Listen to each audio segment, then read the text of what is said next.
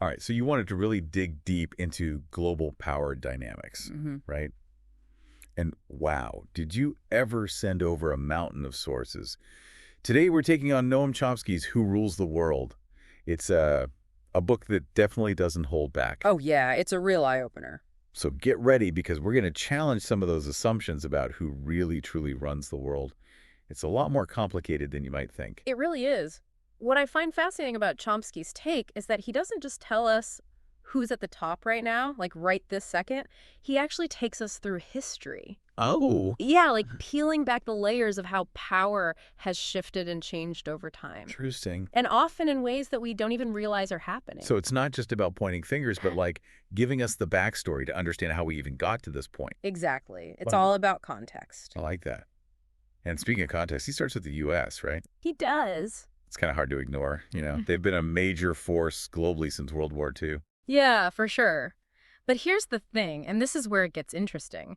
Chomsky argues that even though the U.S. might seem all-powerful, they've actually been losing their grip on that global dominance since their peak back in 1945. You can almost think of it like, imagine a boxer who's won championship after championship. Okay, yeah. But they're starting to show some wear and tear, Yeah. Their punches aren't landing as hard as they used to, and their opponents are starting to feel a little bit more confident. Okay, I'm intrigued. So if the U.S. is like this boxer who's maybe past their prime, who are the new contenders stepping into the ring? Well, it's not quite as simple as just individual countries rising up to take their place. Chomsky talks about what he calls get this, a de facto world government. The de facto world government. Yeah, and it's made up of these leading state capitalist powers, like the G7 countries, Yeah, right. and then along with these powerful institutions like the International Monetary Fund and all those big global trade organizations. So they're all kind of like vying for influence. They want to shape the world according to what they think is best, according to their own interests. So it's less about one single power calling all the shots and more like this whole network of players all pushing and pulling and jockeying for position. Exactly. That makes it a lot more complex than just like one big bad guy. Way more complex. And, Yeah. Within this whole complex picture, Chomsky points out this fascinating paradox. He points to the 1960s, Okay. a time of huge social change, lots of upheaval, the civil rights movement, anti-war protests, the rise of feminism. Right. All these groups, they were demanding their rights, challenging how things had always been done, and pushing for, a more democratic system. So more people getting involved in how things are run. Sounds like a good thing, right? You'd think so, right? But Chomsky actually presents this as, well, kind of a problem. A problem for who? Well, maybe not a problem for the people themselves, but it definitely ruffled some feathers among those who were already in power. Ah, I see. Chomsky even quotes this group called the Trilateral Commission. It was made up of, elite policymakers from the U.S., Europe, and Japan. Okay. And they were actually worried about what they called, and I'm not kidding, they called it an excess of democracy. An excess of democracy. Seriously. No, right? Like there's too much freedom or something? Exactly. They felt like things were getting out of control, too many people demanding a say in how things were run. Excess of democracy?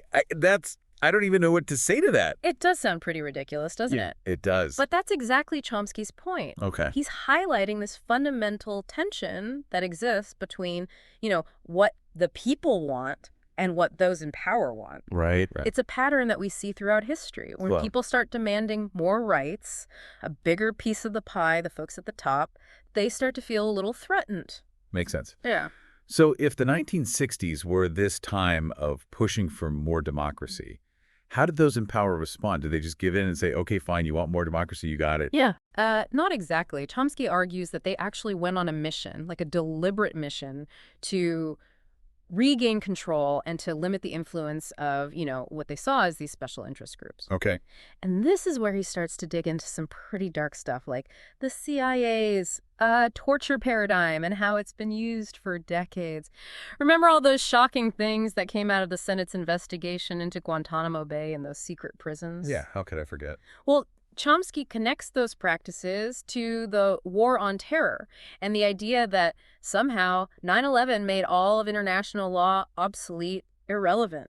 Hold on. So they're saying that because of this one horrific act of terrorism, We can just throw out all the rules about human rights. That's Yeah. messed up. It is a pretty scary thought, right? And Chomsky pushes back hard against that claim. Good. He argues that, yeah, sure, these actions might be justified in the name of national security, but they're really more about holding on to power and control than actually keeping people safe. Makes you wonder, doesn't it? If they're willing to go to those lengths, what else are they doing that we don't know about? Who's really benefiting from all of this security? Exactly. And Chomsky really forces us to face this uncomfortable truth. Which is? That national security often just means protecting the interests of those who are already powerful, not necessarily the well-being of everyone else. Okay, so we've got this network of powerful players, governments, corporations, institutions, all kind of pulling the strings, battling it out for control. We've got this back and forth between what the people want and what the elites want, this struggle for power. And we've got this disturbing question of how far they're willing to go in the name of security. So where do we go from here? Well, this is where it gets even more interesting. This is like the foundation for Chomsky's deeper analysis of how power actually works in the world. He wants us to understand why those in power do what they do, the strategies they use, and all those hidden agendas behind their actions. So to really understand power, Chomsky says, we got to look deeper, look beyond what's on the surface and ask a really important question. Okay, what's the question? Whose security are we really talking about? Whose security is actually being protected? Is it the security of everyday people, or is it the security of, well, the folks in charge and all their interests? That's a huge difference. So what's Chomsky's take on that? He brings up all these really eye-opening examples. He points to how international law, those big rules that are supposed to apply to everyone. Right. He says it's applied in this totally inconsistent way. What do you mean? Well, he talks about how the U.S. has blocked investigations into Israeli war crimes. But then, when it comes to other countries, They're all for it. yeah, suddenly they want investigations. Interesting. Chomsky's argument is that this selective approach shows how national security often just means protecting your powerful friends, your allies, even if it means ignoring, serious injustice. So it's not really about, some universal idea of justice. It's about who's got the power, right? Exactly. It's about politics, protecting those who are on your side, who are useful to you. And he brings in this quote from Samuel Huntington, a pretty famous political scientist. Okay. And Huntington argued that power works best, it's most effective, when it operates in secret, hidden away from the public eye. Wait, so the less we know about what's going on, the more power they have? That's the idea. That's kind of creepy. It is. And Chomsky uses this to, dissect the whole idea of humanitarian intervention. You mean those military actions they say are necessary to, save civilians or stop atrocities? Yeah, exactly. All those operations that are, dressed up in this noble language, making it sound like it's all about helping people. Right. But Chomsky says we need to be skeptical because those interventions, he argues, often serve as a cover, a smokescreen for imperial ambitions. It's less about saving lives and more about furthering their own strategic interests. their own goals. Exactly. Does he give any examples? Oh, yeah, tons. He digs deep into cases like Haiti, Kosovo, and Libya. Okay. Places where despite all the promises of bringing peace and stability and helping people, things just got worse. It's almost like, good intentions gone bad, kind of. Yeah, or maybe the intentions weren't so good to begin with. Chomsky really zeroes in on the NATO intervention in Libya back in 2011. Okay, I remember that. It was presented as this mission to protect civilians from Gaddafi, right? Right. But he shows how the bombing campaign, even though it was framed as this humanitarian thing, it actually led to Gaddafi being overthrown. And then Libya just plunged into this, total chaos. It's still a mess today. Yeah. So if it's not really about humanitarianism, then what is driving these interventions? What are they really after? Chomsky argues that we got to follow the money, follow the resources. Okay. A lot of times, these interventions are about securing access to, oil, strategic minerals, all those valuable resources. He uses the example of the 2003 invasion of Iraq. Oh, yeah. And argues that it was all about oil. They wanted to control those vast oil reserves in Iraq. Makes sense. And to, strengthen U.S. dominance in the Middle East, which is, of course, super strategically important. Yeah, it's all about control. Control of those key resources, those choke points that are crucial for global power. And sadly, it seems like it's always the people living in those places who pay the price. Yeah, it's tragic. But we were talking about money before. You asked about the role of economic power. Oh, right, right. Well, this is a big part of Chomsky's argument. He says that economic power is like the engine that drives foreign policy. Yeah. He claims that the U.S., even though they talk a big game about free markets, Yeah. he says they've consistently used their economic muscle to shape the world in a way that benefits them, often at the expense of, well, everyone else. That's a pretty bold statement. Does he have any evidence to back that up? Oh, yeah, he goes into a lot of detail. Like what? Well, for example, he talks about Latin America after World War II, as the U.S. was becoming this, global superpower. Uh-huh. They were really pushing for, the elimination of economic nationalism in Latin America. Economic nationalism? Yeah, those policies where countries try to protect their own industries and resources. Okay, so they wanted to, control their own economies. Right. But the U.S., they wanted to open up these Latin American countries to U.S. investment, make it easier for American companies to do business there. So it was about creating a system that benefited American businesses. Exactly. But the thing is, a lot of Latin American countries, they had their own ideas. They wanted to create more equitable societies, make sure that the wealth was distributed more fairly. So their goals were different. Very different. And you know what? The U.S. was not too happy about that. What did they do? Well, Chomsky goes into how the U.S. used all these different tactics. Like what? Economic pressure, political manipulation, even military intervention to squash these movements in Latin America that were challenging their dominance. Wow. He talks about the CIA-backed coup in Guatemala back in 1954, Okay. where they overthrew a democratically elected government just because they were implementing land reforms that threatened the United Fruit Company, which was this powerful American corporation. So it's not just competition between countries. Nope. There's this whole other level of corporations getting involved, looking out for their own profit. Exactly. And Chomsky argues that this relationship, this close tie between the government and corporations, that's a really defining feature of, how power operates in the world today. It sounds like a system that's rigged to benefit the wealthy and powerful. That's a key takeaway from Chomsky's work. Okay. He's not pulling any punches. He's showing how the system creates inequality, weakens democracy, and often leads to, violence and exploitation. So I've got this idea that national security is often used as an excuse, and that humanitarian intervention, it's often not so humanitarian after all, Yeah. and that economic power is used to, shape the global playing field in favor of the U.S. and their allies. It's pretty bleak, honestly. It is.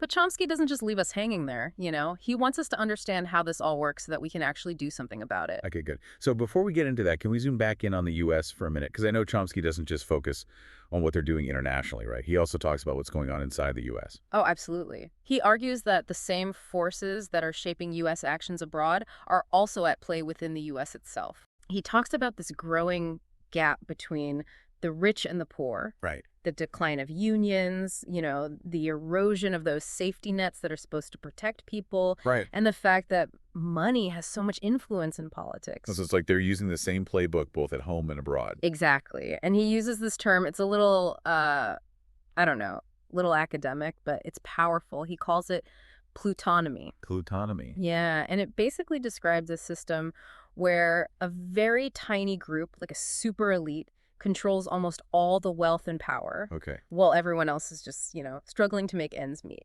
So plutonomy, it's catchy, but it's kind of a scary concept. So how does Chomsky connect this reality inside the U.S. to what's happening on that global stage we've been talking about? He argues that this concentration of wealth and power, this plutonomy, it has huge consequences both inside the U.S. and for the whole world. Okay. And he links it directly to the rise of these really extreme right-wing movements. Wow, I see. And the weakening of democratic institutions. Yeah, it's like when things are bad economically, it creates this breeding ground for resentment, distrust. Right. And then people are more likely to fall for these extreme ideologies, Yeah. because they're looking for simple answers to really complex problems. It makes sense. And it's not just happening in the U.S. Chomsky talks about what he calls the global precariat. The global precariat. Yeah, it's this growing global workforce that's facing more and more instability, poverty. Right. And it's because of these same forces, globalization, automation, this constant drive for profit. So it's like the working class is getting squeezed from all sides. Exactly. It's not just about the folks at the very top. It's about this whole class of people being left behind. And, you mentioned something earlier that really stuck with me. What was that? Chomsky's argument that, you can bail out the banks, you can bail out the financial system, but you can't bail out the planet. Right. Like there's no escaping that. Exactly. And he ties this economic model, this plutonomy, directly to the environmental crisis. He's saying that this constant drive for more profit, more growth, it's pushing us toward disaster. Yeah. Like, think about it. Deforestation, pollution, climate change, it's all connected to this, insatiable need for more. It's like we're all on this runaway train headed for a cliff, and no one can figure out how to pull the brakes. That's a good analogy. But Chomsky doesn't just leave us with this feeling of doom and gloom, right? No, not at all. He's actually, deep down, I think he's an optimist. Okay. He really believes that people, everyday people, they have the power to change things. So you're saying we're not just stuck? Not at all. To challenge these power structures and create a world that's more just, more sustainable. Okay, I like the sound of that. Mm. But how? Where do we even start? These are some pretty big, powerful forces we're talking about. Well, Chomsky reminds us that throughout history, it's been social movements, it's been people rising up that have pushed for progress. Okay, yeah. Think about it. The end of slavery, the fight for women's right to vote, the civil rights movement. Right. All those huge victories, they happened because ordinary people got together, organized, and said, enough. So it's about raising awareness, demanding change. Exactly. It's about getting organized, educating ourselves, and making our voices heard. So like taking action. Yes. Chomsky emphasizes how important education is. Okay. Thinking critically, Yeah. Really engaging in the political process in an informed way. So it's like he's calling for, I don't know, kind of intellectual awakening, where people realize they have more power than they think. I think that's a great way to put it. He believes that real change starts with, a shift in consciousness. Okay. When enough people understand how these systems work, how they're being manipulated, Yeah. how their own interests are being ignored, that's when we can really make a difference. Wow, we covered a lot in this deep dive. I mean, we explored the whole complex world of global power, We talked about the hidden agendas behind foreign policy. It's a lot to take in. It is. The dangers of all this concentrated wealth and power and, the possibility of actually creating a better world. It's been a tough conversation, but it's also been super eye-opening. It has. And Chomsky's book, Who Rules the World? It's a powerful reminder that we can't afford to just sit back and watch. Right. We all have a role to play. It's a call to action. Yeah. It's a challenge to question everything, to think critically, and to fight for a world that works for everyone. I love that. A world that works for everyone. That's a perfect way to end this. Yeah. So to our listener out there, what are you going to do with all of this? Are you going to stay silent and let the powerful keep calling the shots? Or are you going to join the fight for a better world? Because the choice, like Chomsky says, it's up to us.